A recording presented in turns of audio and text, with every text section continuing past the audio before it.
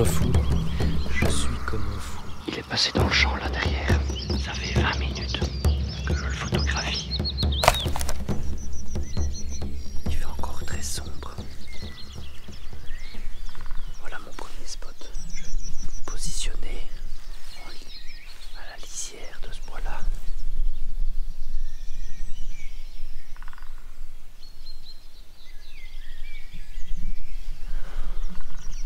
Ils ont pour habitude, une fois que le jour commence à se lever, à sortir du bois, à venir se nourrir pendant 20-30 minutes et puis ils retournent dans le bois. Donc voilà. Je vais me mettre sous mon filet de camouflage et j'espère qu'ils vont réitérer ça une fois de plus aujourd'hui. Je suis posé tranquille. Alors je regarde toujours sur ma gauche parce que il y a une espèce de grand chemin entre deux forêts. Et il y a souvent des passages de chevreuils par là. Mais bon, aujourd'hui j'avais envie de me concentrer sur cette partie-là. Enfin, rien ne m'empêche de tourner, de regarder. Mais le soleil est en train de se lever. Alors à la météo, je fais plus confiance à la météo. Ah, ils indiquaient que ça allait être couvert toute la journée. Il n'y a pas un pet de nuage. Donc... Attends, c'est quoi ça ? C'est quoi ? Des sangliers, il y a des sangliers. Je vous laisse.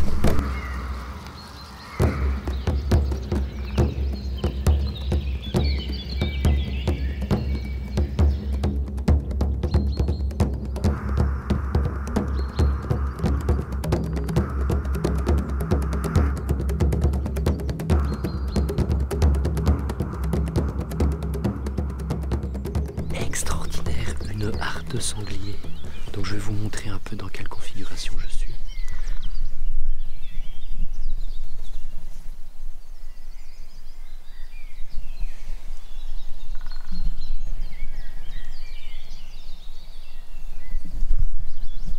Donc vous voyez, habituellement, je me mets par là à la grille parce que c'est une propriété privée. Donc je me mets à la grille, je me camoufle et je regarde. Bien souvent, c'est des chevreuils qui viennent se nourrir ou alors ils passent d'une forêt à l'autre. Aujourd'hui, je me suis dit, je vais me positionner en lisière de la forêt. Comme ça, il y a le soleil qui se lève derrière. Et habituellement, il y a aussi des chevreuils qui sortent de la forêt pour venir se nourrir. Et là, je détourne mon regard. Je vois une masse noire. Ni une ni deux, j'essaie de faire le moins de bruit possible. Je vais me positionner là. Et toute une harpe de sangliers qui vient de passer.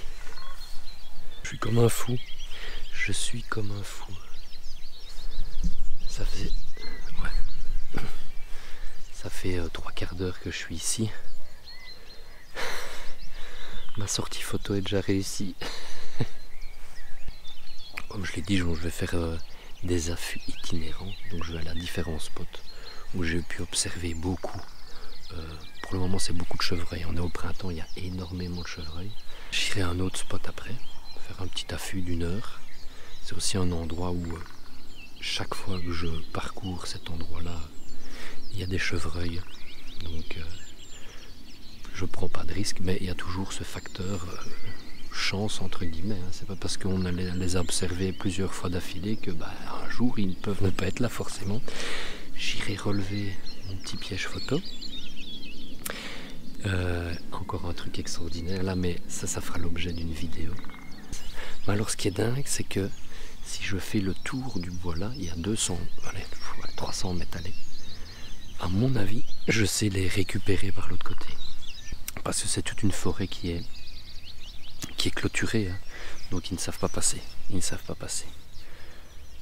Elle s'est été clôturée parce qu'il y a des cultures tout autour et pour pas que les agriculteurs se retrouvent avec des champs dégradés parce que ça fait du dégât, tout le bois est clôturé. Alors c'est une forêt quand même assez grande, je sais pas combien d'hectares, mais donc si je fais le tour par là, je suis sûr que je peux retomber dessus. D'ailleurs j'hésite à le faire.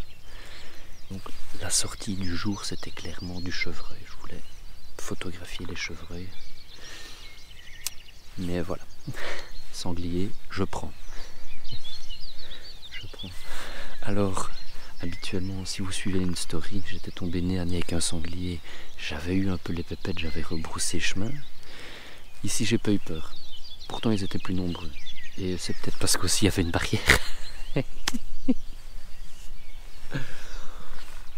Ah là là, je suis en train de parler à la caméra alors que mon affût, c'est clair que c'est pas l'idéal. Bon, je me repositionne un peu sous le filet de camouflage et on va attendre calmement, s'imprégner de la nature et attendre qu'un petit chevreuil se présente. Voilà, je suis resté sur le poste ici, donc j'étais positionné comme ça, regarde.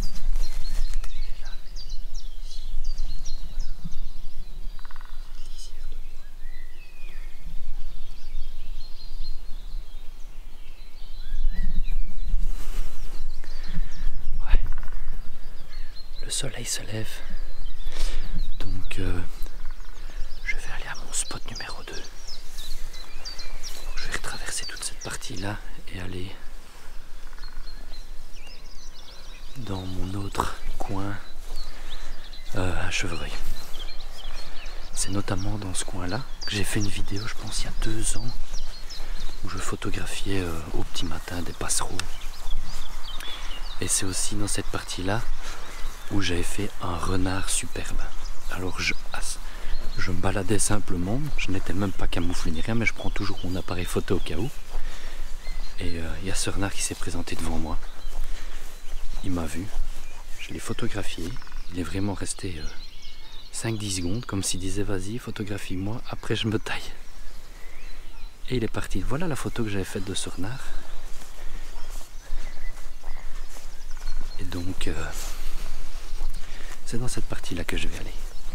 Et je suis sûr que donc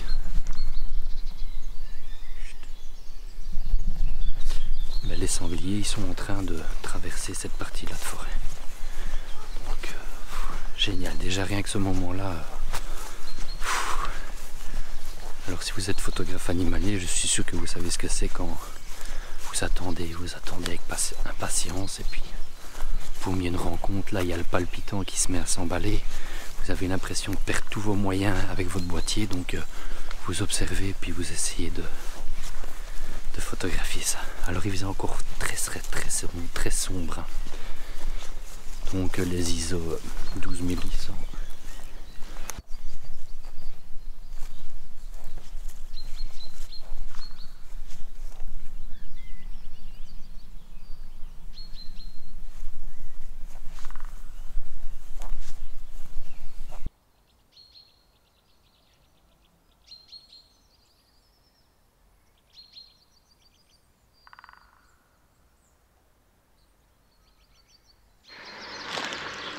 Je pense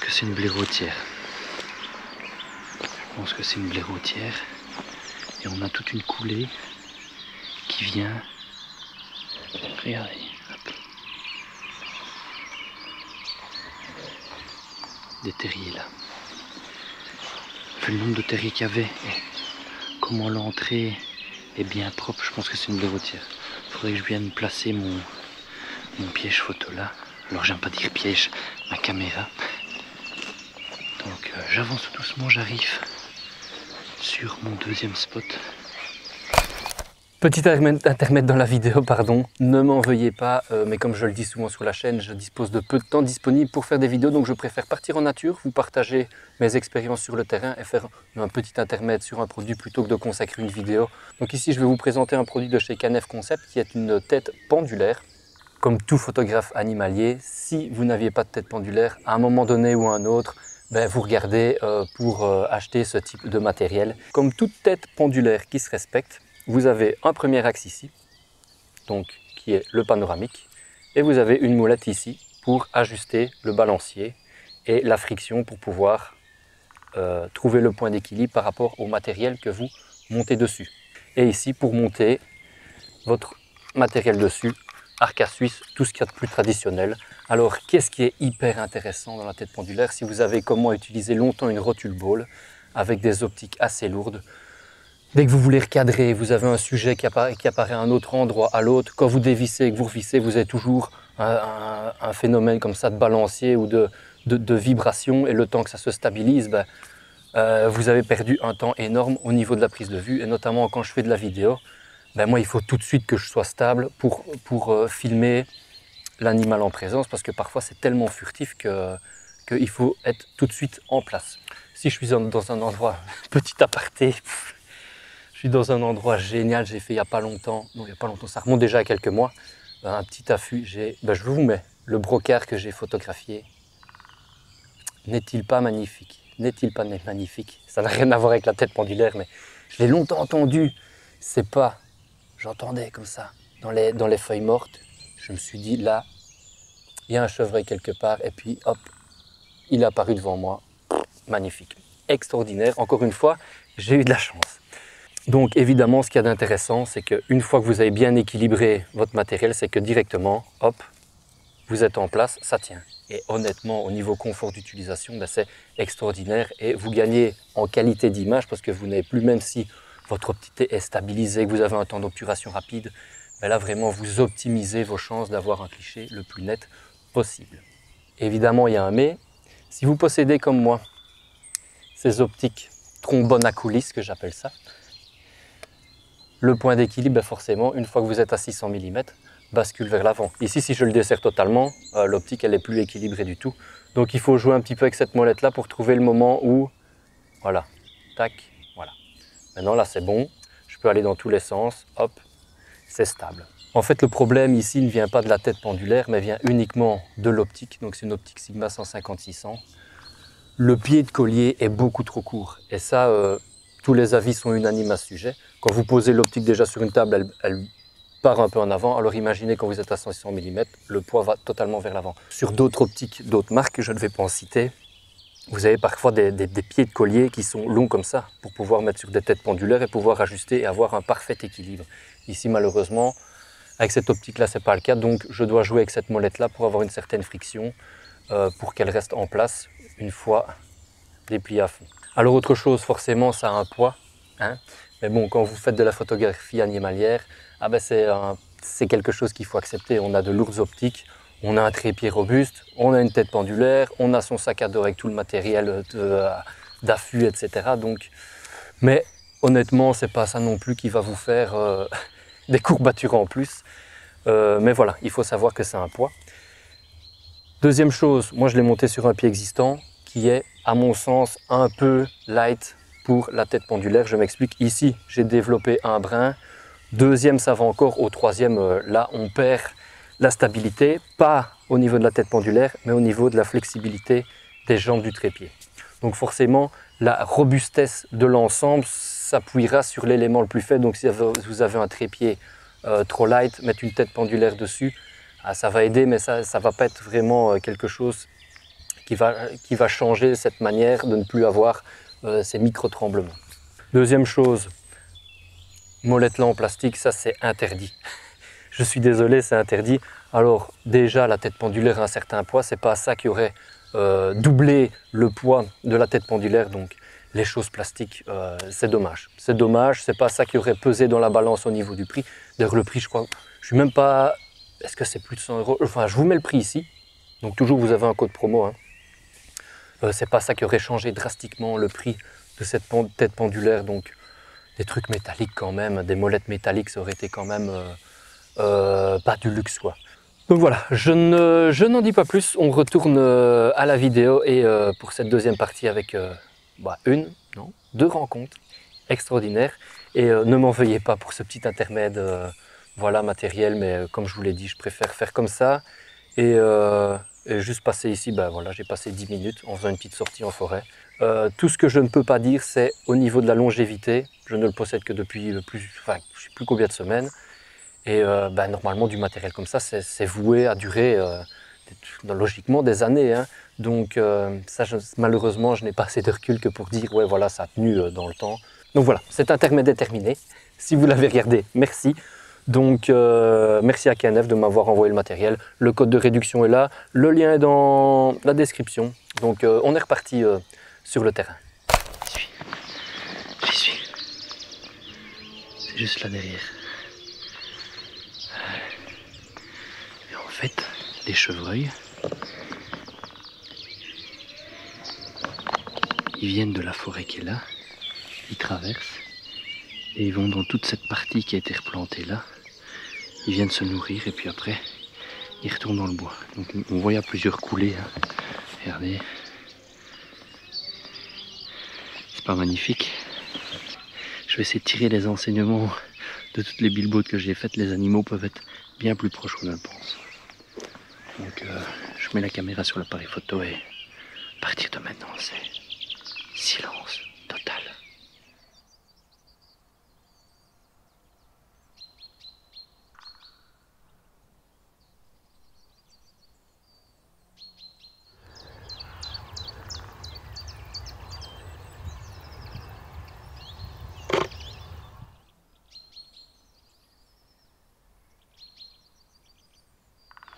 Il est passé dans le champ là derrière. Je vais tenter d'aller voir. Mais il est dans le champ juste à côté.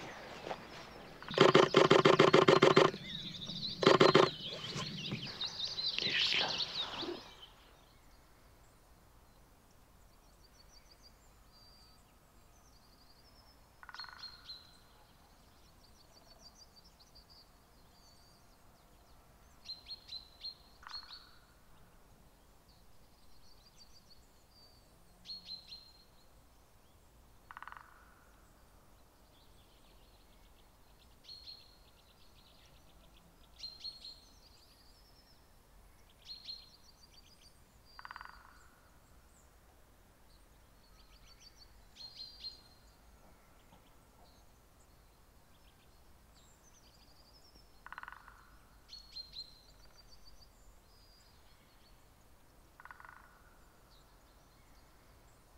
Ça fait 20 minutes que je le photographie.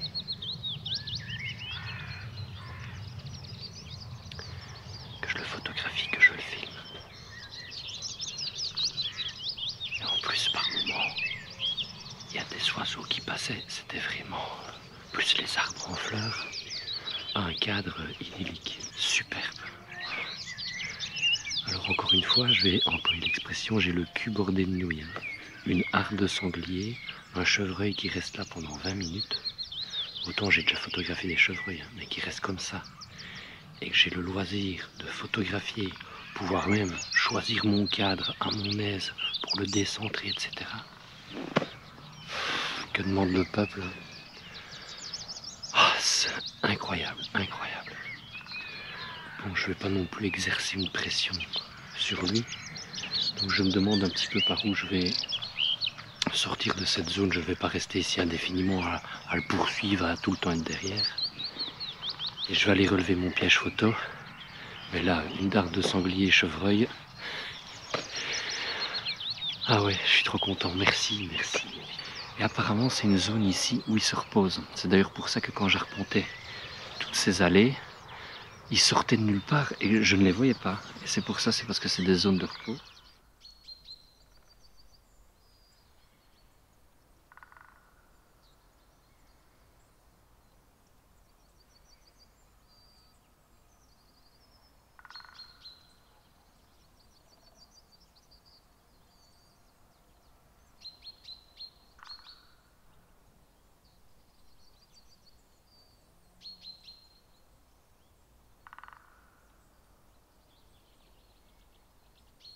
Quand j'ai quitté l'endroit où j'étais, dans l'autre allée, se reposait le mâle, donc le brocard. Alors j'imagine que c'est un couple, c'est hypothétique, mais ils sont l'un tout près de l'autre.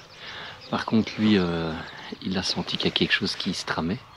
J'ai su le photographier, le filmer, mais j'étais au dépourvu. Je me suis retrouvé en plein milieu de l'allée, juste camouflé comme ça, et il a été interpellé. Je ne pouvais pas m'imaginer qu'en reculant de 2 pas, dans l'autre allée, il y avait le mâle qui se reposait. Quelle matinée! Donc 6 h, il est 8 h 40. Matinée, allez, sur 3 bonnes heures de temps. Cette harde de sanglier auquel je ne m'attendais pas du tout. Et cette chevrette et ce brocard, là dans ces allées, cette même allée où j'ai déjà photographié un renard. Incroyable. Mais encore une fois de plus, je veux dire, rien n'arrive par hasard. Bon, il faut toujours un petit coup de chance, mais voilà, je relève quotidiennement des infos, j'observe, etc. Donc, je commence à bien connaître l'environnement dans lequel j'évolue. Et ça, ben, ça multiplie les rencontres. Voilà, incroyable. Alors, je ne vais pas aller relever mon piège photo. Honnêtement, j'ai pas le goût de me taper 1 kilomètre et puis revenir. D'autant que j'ai un petit peu la dalle. Bref, donc, laissez dans les commentaires à quel animal vous pensez. Donc j'ai posé un piège photo, j'ai trouvé un superbe endroit et je ferai certainement un épisode dédié là-dessus. Donc voilà, je n'en dis pas plus, laissez dans les commentaires voilà, vos avis, vos expériences, etc. N'hésitez pas à vous abonner à la chaîne, activer la cloche, un petit like. Là je pense que je vous ai proposé un super contenu, c'était vraiment chouette. Alors évidemment j'ai eu de la chance, hein. Mais bon, la chance ça se provoque. Et n'hésitez pas à me rejoindre sur ma page Instagram. Voilà, en attendant c'était Nick.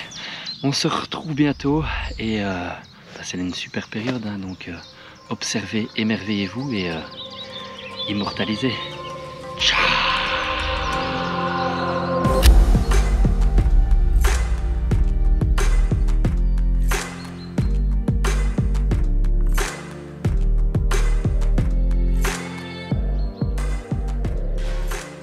Punaise, je suis rincé. Le nombre de passereaux, c'est un truc de dingue.